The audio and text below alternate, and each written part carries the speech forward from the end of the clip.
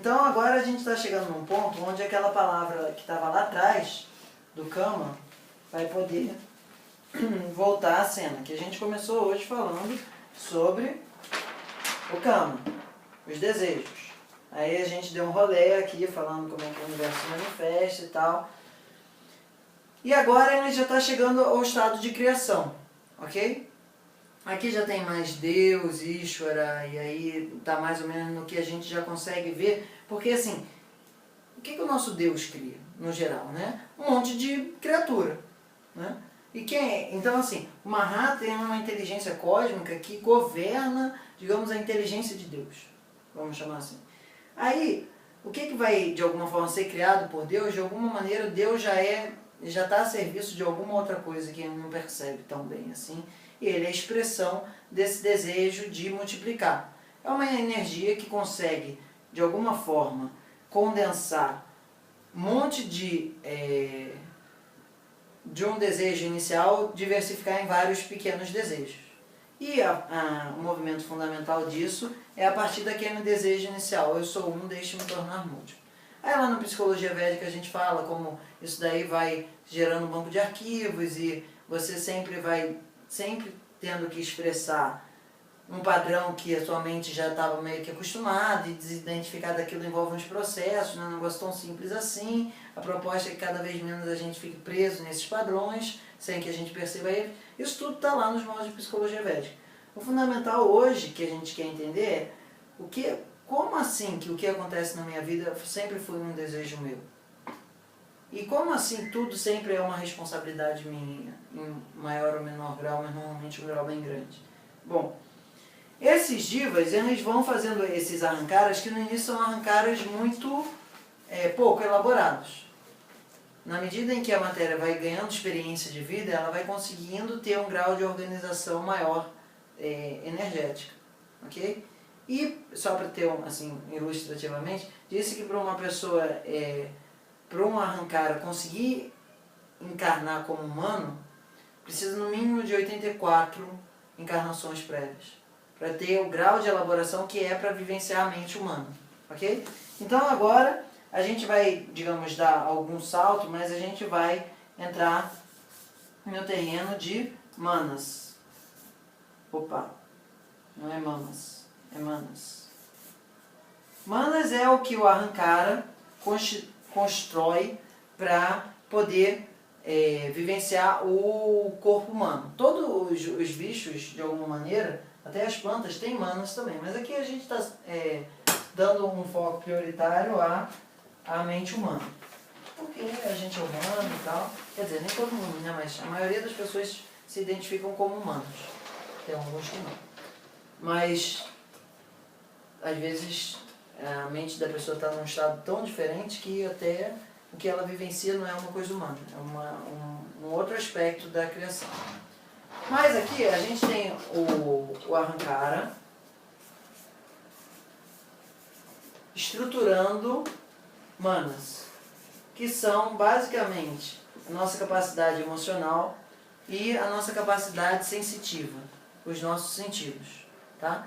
Então ele estrutura os karmendriyas e os gyanendriyas, ou seja, as nossas capacidades de sensibilização dos sentidos, aí vai som, tato, visão, olfato e paladar, e aí vai audição, vai os sentidos, mas tem também a capacidade de comunicação, a capacidade de locomoção, ejaculação, preensão e evacuação, excreção. Então, o arrancara, ele constrói um software, ele é o designer do sistema operacional, ok? E esse sistema operacional vai cair dentro de um determinado padrão de funcionamento. Você não tem um Windows que funciona como Linux, você não tem um Linux que funciona como Mac, ok? Então esse arrancara, de acordo com a experiência passada dele, vai estruturar um novo Manas ali. Vai ter uma nova persona, ok? E às vezes numa mesma vida, um arrancara vivencia várias personas. Tá? Mas fundamentalmente o que a gente quer é saber o link entre um arrancara e o outro. Aí aqui tem game over, e aí depois tem arrancara,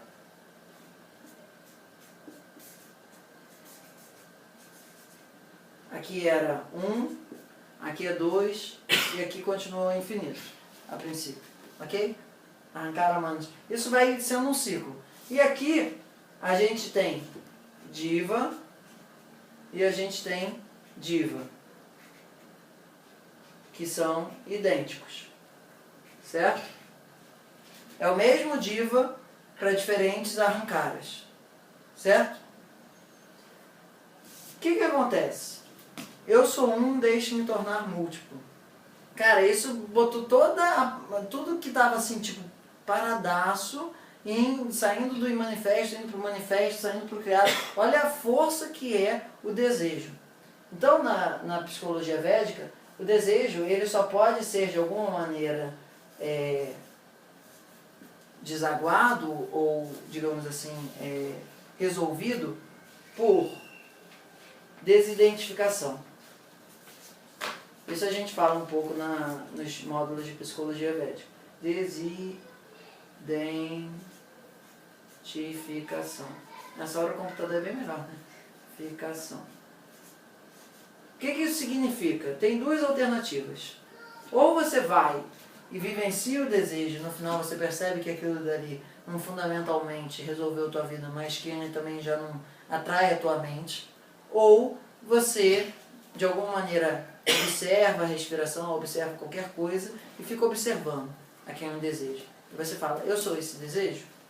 Como esse princípio de consciência é permanente, se você é aquele desejo, já não tem que ficar para sempre. Como ele não fica para sempre, quando ele passa, você percebe que não era você por um processo de transcendência. O que significa? Você ficou observando ele até ele perder o feitiço dele, o encanto dele, a magia.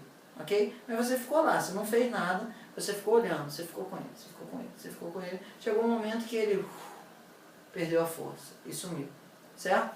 Então, todo arrancara, por existir, gera desejos. Esses desejos precisam ser ou vividos ou transcendidos. Ok? Só que assim, quando você tem um desejo, veio lá, cama. Se for um sutra, aí já ficam vários desejos. Mas no início, suponha que você teve um kama na vida 1. E ele não se concretizou na vida 1. O que vai acontecer? Ele vai ser exatamente a semente de uma nova vida. Porque nenhum desejo fica sem ser ou vivido ou transcendido. Não dá. Ele é uma energia muito poderosa. Exatamente como, ai meu Deus, o que eu faço aqui? Eu tenho que sair e tal. Então o que acontece? Esses kamas, 1, 2, 3, N, mas assim, não é um negócio muito claro.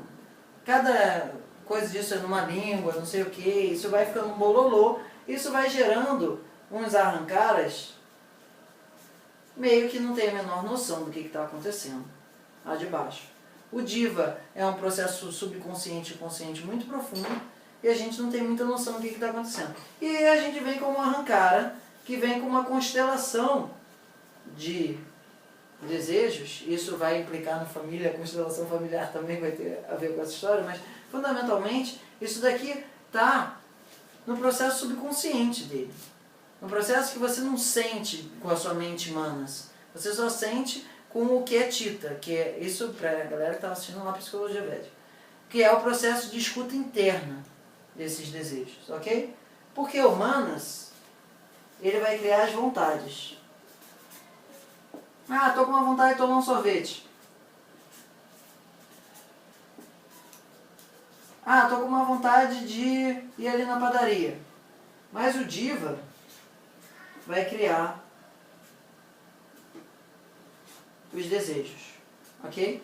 Porque a faculdade do desejo é de quem? É lá do Brahma.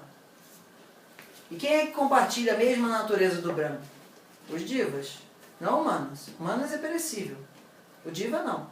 O Diva, ele sempre vai ser, até ele se reencontrar com o oceano de novo, ele sempre vai ficar se vendo como gota, mas aquilo dali não é exatamente um problema fundamental. Ele é uma gota, mas ele sabe que é uma gota permanente. O arrancar é que fica assim, quando acabar a luz eu já era.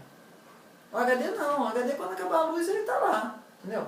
Se aquele jogo tá rodando e você tá tipo assistindo um filme, acabou a luz e ele terminou, o Diva ele tá lá e tô no HD. Só que assim, cada vez que o sistema apaga, uma parte fundamental da memória, que são o que a gente vive hoje, que marca a nossa vida hoje, apaga junto.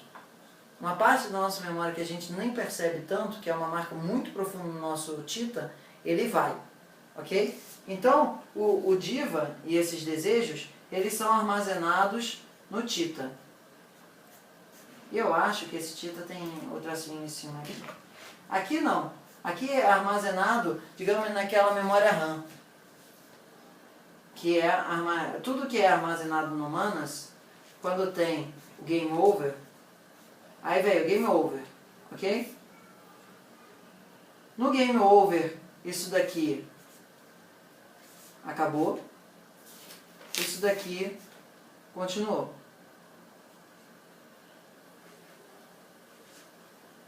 Like, continuou, ok?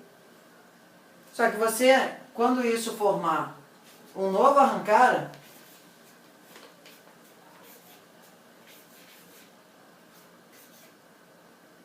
vamos botar assim o número 72, sei lá.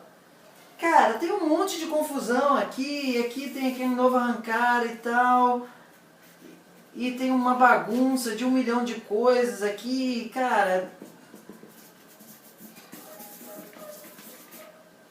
Você já não tem mais a menor noção da clareza disso daí, ok? Deixou de ser um negócio assim muito nítido.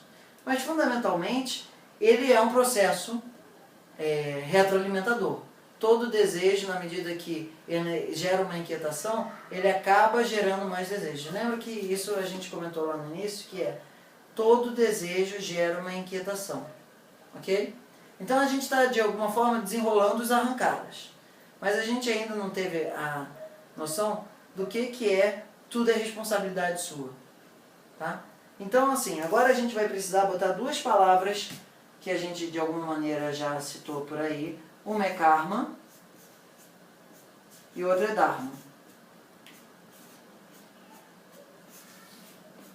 O dharma é quando você faz ações dentro do Espírito Divino. O que significa? Estou voltando a perceber que sou só uma coisa no universo, parecendo muitos. Então, sintetizando o Dharma, tudo aquilo que te leva a perceber que você é, na verdade, uma coisa só, é só divino. Certo? Karma é qualquer ação que você tem um desejo por detrás e você quer resolver ela. E aí, dependendo da forma como as pessoas dizem, karma tem gente que entende só como aquelas ações que não terminaram completamente, e outros entendem que qualquer ação é karma, ok? Mas fundamentalmente o que a gente quer é o seguinte: sempre que o seu karma é dármico, os seus desejos vão se realizando e você vai cada vez menos tendo desejos que te afastam do divino. Porque o divino, depois que ele se expande, ele perde essa vontade inicial, ele cumpriu. Então ele já não tem mais aquele desejo. Mas isso a gente vai explicar no próximo para terminar um pouco isso. Ok? Ótimo. Shanti.